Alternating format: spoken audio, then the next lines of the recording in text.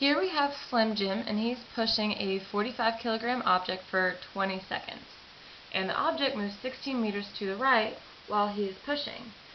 So let's go ahead and draw the variables that we know. We know that mass is equal to 45 kilograms.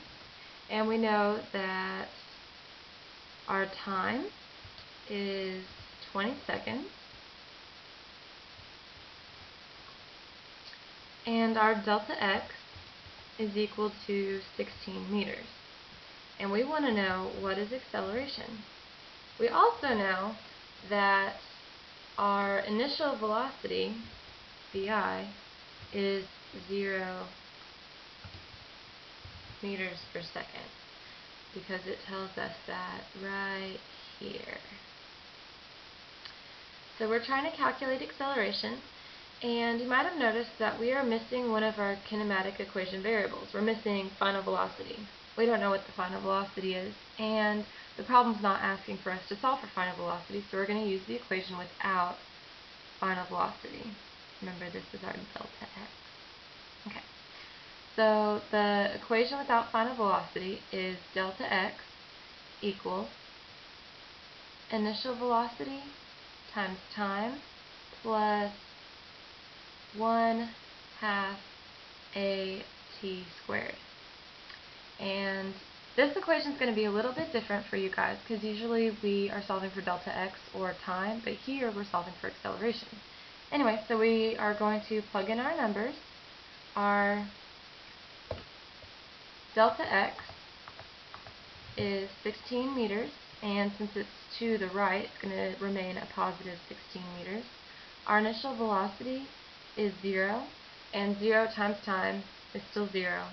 And then we are adding that to 1/2 at squared, and our time is 20, so it'll be 20 squared.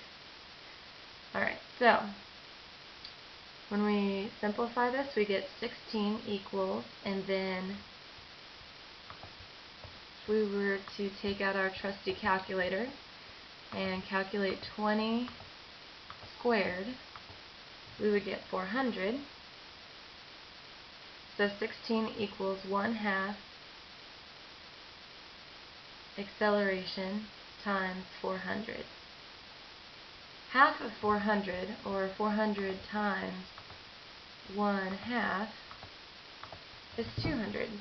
So we end up with 16 equals 200 times the acceleration. So to get acceleration by itself, we can divide both sides by 200, and this cancels out. So our acceleration ends up being 16 over 200, and 16 over 200 is equal to 0.08 meters per second squared. So 0.08 meters per second squared. We can write that up here.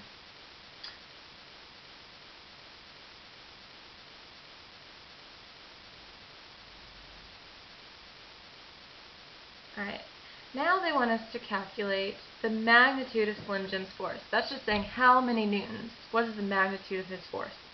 We know that the force is equal to mass times acceleration, and we just calculated our acceleration, so we know that the force is equal to 45 times 0.08.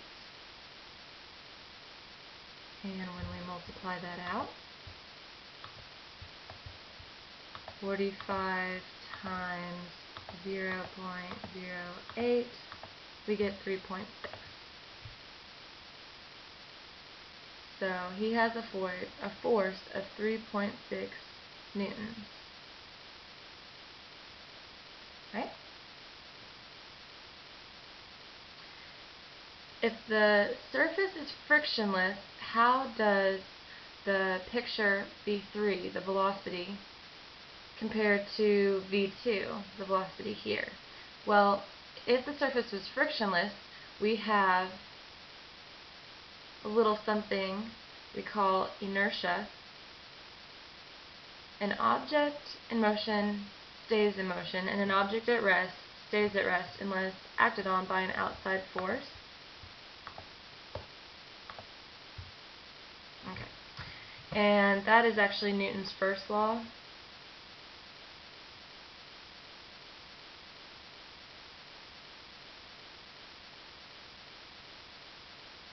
The law of inertia. So if you don't have a friction force to slow this down, your velocity is going to be the same. And if the surface does have friction, how is V3 going to compare to V2? Well, it's going to be less, because you're going to have a force opposing it, which means your acceleration will be less and your velocity will be less.